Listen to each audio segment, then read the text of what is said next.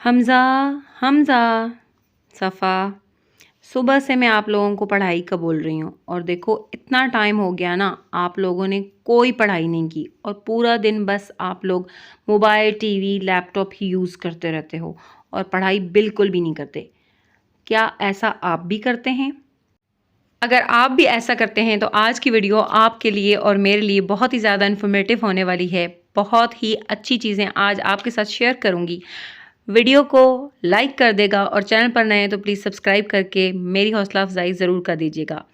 बिस्मिल्लाहिर्रहमानिर्रहीम के साथ करती हूँ अपने व्लॉग का आगाज़। अस्सलाम वालेकुम, कैसे हैं आप सब? उम्मीद करती हूँ आप सब ठीक होंगे। जी, तो आज हम इस टॉपिक पर बात करेंगे कि हम बच्चों को पढ़ने पढ़ाने का जो बोलते हैं, ये पढ़ने पढ़ाने का जो एक किस्म का डरावना ख्वाब है ना, ये बच्चों के लिए डरावना ख्वाब नहीं है, बल्कि इससे उनकी ताबीर हमने बनानी है और वो कैसे बनानी है, आज आपके साथ शेयर करूँगी। एज़ यूजुअल आपके साथ अपनी रूटीन शेयर करती हूँ और मैं आज बना रही हूँ जी सॉरी, आज मैं बना रही हूँ चिकन की यखनी, जो सिर्फ नमक और हल्दी और अदरक लहसुन में मैं बनाती हूँ, वो आप देख सकते हैं मैं कैसे बना रही हूँ। वीडियो को आप फॉरवर्ड बैकवर्ड करके देख सकते हैं, बहुत ही ईजी है। अच्छा जी, बहुत ही मज़े की बनती है, बच्चे बेइंतहा शौक से खाते हैं और मेरे अब्बू को भी बहुत ज़्यादा पसंद है, तो मैं उन्हीं के लिए बना रही थी। जी, तो बढ़ते हैं टॉपिक की तरफ। पॉइंट नंबर 1 जो मैं आपके साथ शेयर करूंगी कि बच्चों को हम कैसे इजी तरीके से पढ़ा सकते हैं। पॉइंट नंबर 1 है ऐसे टाइम पर बच्चों को पढ़ाई का बोलना कि वो एग्जैक्ट पढ़ाई का ही टाइम है। कहने का मतलब मकसद ये है कि बाज़ औक़ात ऐसे होता है कि बच्चे खेल कूद में मसरूफ़ होते हैं या कोई ऐसा काम या ऐसा टास्क हमने उनको दिया हुआ होता है जो वो कर रहे होते हैं, और जब हम उनको पढ़ाई का बोलते हैं तो उन्हें वो चीज़ बिल्कुल भी अच्छी नहीं लग रही होती। इसीलिए वो अपना पढ़ाई पर ध्यान दे नहीं पाते। तो हमें सबसे पहले ये देखना है कि बच्चा किस एक्टिविटी में मसरूफ़ तो नहीं। अगर तो वो मसरूफ़ है तो इस चीज़ का वेट करें कि वो अपनी एक्टिविटी को कंप्लीट कर ले। अगर वो नमाज़ पढ़ रहा है तो नमाज़ कंप्लीट कर ले, और अगर कुरान की तिलावत हो रही है तो वो अपना कुरान जो तिलावत है ना वो कंप्लीट कर लें। फिर उसके बाद थोड़ा-सा उनको रिलैक्सेशन का टाइम दें, जैसे कुछ खाने-पीने के लिए दे दिया या कुछ थोड़ी-सी एक्टिविटी मज़ीद कुछ खेल-कूद करवा लिया या कुछ ऐसा ना थोड़ा-सा चेंज करके फिर उसके बाद आप उनको पढ़ाने बैठाएँ तो ये इफ़ेक्टिव रहेगा। पॉइंट नंबर 2, आप अगर बच्चे को पढ़ाने का बिठा भी दिया है आपने या बोल भी दिया है तो उसके लिए आपने प्रॉपर जगह बनानी है। ये नहीं कि बस किचन के काम आप कर रही हैं तो बच्चों को किचन में बिठा लें, या किचन के बाहर आपने उनको बिठा दिया है किसी भी टीवी लाउंज में या इस तरह, और सब आ रहे हैं जा रहे हैं, हर बंदा अपनी ही राग अलाप रहा है, कोई फ़ोन यूज़ कर रहा है, कोई आपस में बातें कर रहा है, तो इतनी डिस्टर्बेंस वाले माहौल में बच्चे कभी भी नहीं पढ़ेंगे। सो सबसे पहले हमने उनको प्रॉपर एक जगह, प्रॉपर एक प्लेस प्रोवाइड करनी है जहाँ पे वो पढ़ सकें।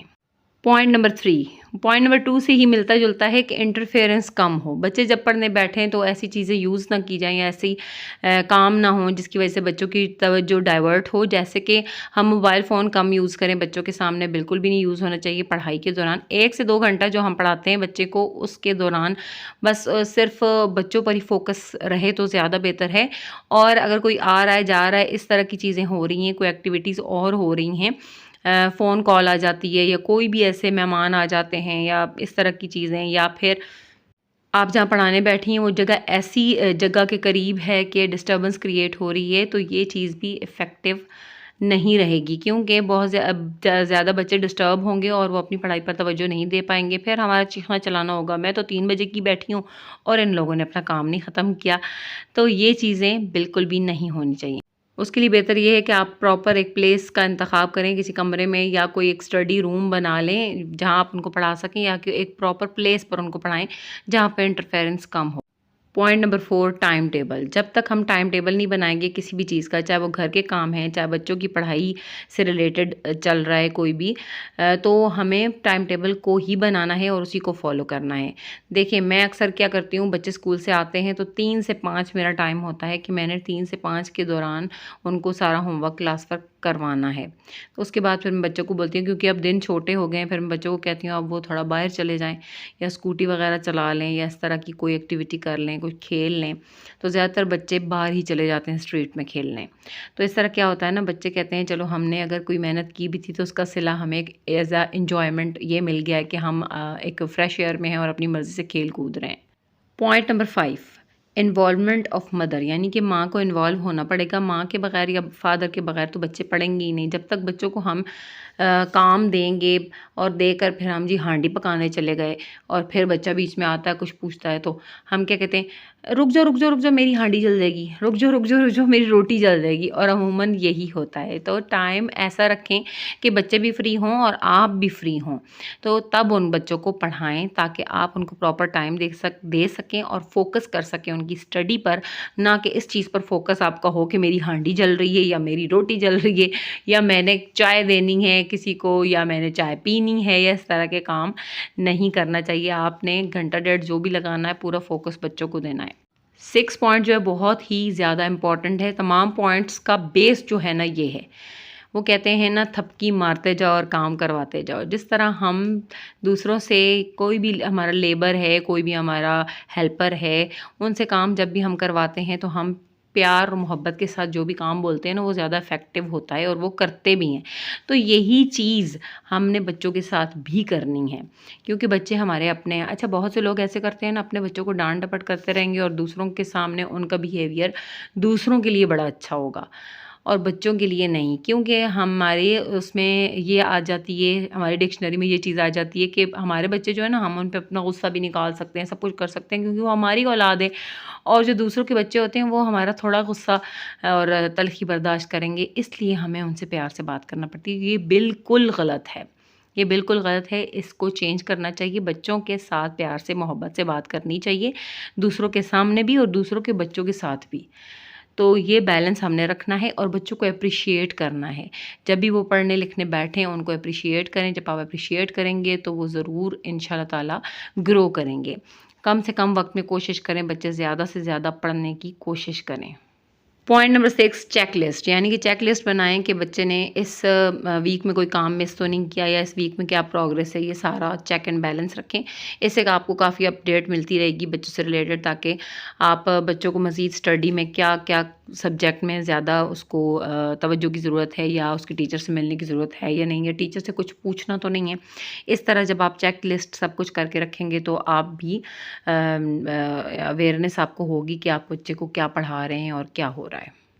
Point number 8, tuition centre. Tuition centre पूरी कोशिश करें कि बच्चों को ना भेजें। हाँ, अगर ये चीज़ है कि आप कोई सब्जेक्ट ऐसा है कि आप नहीं पढ़ा सकते और इसके अलावा चारा नहीं है, तो फिर मजबूरी है उस सब्जेक्ट के लिए सिर्फ आप ट्यूशन लगवा सकते हैं। लेकिन हमेशा ये चीज़ याद रखें, ट्यूशन में बच्चे नहीं पढ़ते, बच्चे घर में अच्छे तरीके से पढ़ लेते हैं, बजाय इसके कि वो ट्यूशन सेंटर जाएँ। और यहाँ देखें, फ़ातिमा ने दोनों हाथों से खाना शुरू कर दिया था, तो मैंने फ़ातिमा के सामने से हटा लिया। फिर मैंने मंतशा को बोला, तो मंतशा ने एक हाथ से जब खाया तो फ़ातिमा ने भी एक हाथ से खाना शुरू कर दिया। तो बच्चों को गलतियाँ उनकी इग्नोर करें और उनको एप्रिशिएट करते जाएँ, इंशाअल्लाह ताला बच्चे आगे बढ़ते जाएँगे। पॉइंट नंबर 9 है इम्प्रूव लैंग्वेज, यानी कि बच्चे जिस लैंग्वेज में कमज़ोर हैं, जैसे बहुत से बच्चे कहते हैं ना हमें उर्दू नहीं हमने बोलनी और ना लिखनी है। इसी तरह बहुत से बच्चे इंग्लिश में होते हैं। तो जिस लैंग्वेज में चाहिए उनको इम्प्रूवमेंट, उस लैंग्वेज से रिलेटेड बुक्स वगैरह उनको ख़रीद कर दें, या अगर आप ख़रीद नहीं सकते तो स्कूल में लाइब्रेरी से वो बोरो करके ला सकते हैं। तो सफ़ा अक्सर ना प्रिंसेस वाली जो स्टोरीज़ होती हैं वो बोरो करके लाती है, 1 वीक के अंदर वो कंप्लीट करती है उसको। और मैं उससे यही कहती हूँ कि एक डायरी या कोई भी कॉपी एक्स्ट्रा ले लें और उसके अंदर ना सारा मतलब जो भी वोकैबुलरी है वो लिखे जो उसको मीनिंग्स नहीं पता, फिर डिक्शनरी से या गूगल से वो ईज़िली उनको देख सकती है और कर भी सकती है। और इस तरह क्या होता है ना, बच्चों की काफ़ी उनकी लैंग्वेज में ना इम्प्रूवमेंट आती है, रीडिंग में भी इम्प्रूवमेंट आती है, जो कि स्कूल में बहुत ज़्यादा ज़रूरी है। बच्चे इसी तरह सीखते हैं और आगे बढ़ते हैं। जी, तो अगला पॉइंट है डोंट प्रेशर योर चाइल्ड। बच्चों को प्रेशराइज़ ना करें किसी पढ़ाई के लिए स्पेशली, क्योंकि बच्चे पढ़ाई से जब हट जाएंगे ना पीछे, तो हमारी ज़िंदगी की बेस ही पढ़ाई है। वो कहते हैं ना, हमने करना ही, बच्चों को पढ़ाएंगे तो कुछ बनेंगे ना बच्चे। जब बेसिक ही वो नहीं कर रहे या उसमें हम प्रेशराइज़ उनको कर रहे हैं, बाकी एक्टिविटीज़ में हम उनको ढीला छोड़ देते हैं, बच्चों को उनकी गलतियों को भी छोड़ देते हैं, उनकी सब चीज़ों को भी छोड़ देते हैं। और जब पढ़ाई का टाइम आता है या ऐसी कुछ वो गलती करते हैं तो हम उनको डांटते हैं या मारते हैं। ये हरगिज़ नहीं करना चाहिए। इस तरह क्या होगा, वो मुतनफ़र आपसे भी होंगे। वो यही समझेंगे कि हमारे सबसे बड़े दुश्मन हमारे वालिद या हमारी वालदा हैं, और वो यही समझेंगे कि मतलब पढ़ाई से ना उनका दिल वो कहते हैं उचाट हो जाएगा, पढ़ाई का उनको बोला जाएगा तो बच्चे पहले ही रोना धोना या बहाने बनाना शुरू कर देंगे। अच्छा, नेक्स्ट पॉइंट जो है ना, डायरी। डायरी के से रिलेटेड भी हमें करना चाहिए कि बच्चों को पूरा दिन पता होना चाहिए उन्होंने क्या किया था या उन्होंने नेक्स्ट डे में क्या करना है। अगर तो ये इस तरह डायरी बच्चे लिखना शुरू कर देंगे, एक तो उनमें सेल्फ इम्प्रूवमेंट आएगी और कॉन्फिडेंस भी आएगा कि उनको होगा कि मैंने ये काम करना है या मैंने ये काम देखो कितना अच्छा किया, मैंने डायरी लिखी है, या इस तरह की ना एक हैप्पीनेस होती है। और फिर जी आपने उनको क्वालिटी टाइम दें उनको, और जब हम अपना अच्छा टाइम उनके साथ स्पेंड करेंगे या अच्छा टाइम देंगे तो बच्चे भी उनमें इनकरेजमेंट भी आएगी, और बच्चे अपना ना उनको अच्छा लगेगा कि माँ बाप के साथ या पेरेंट्स के साथ वो अपना अच्छा टाइम स्पेंड कर रहे हैं, किसी तरह से भी, पढ़ाई लिखाई में हो गया या खेल कूद में हो गया।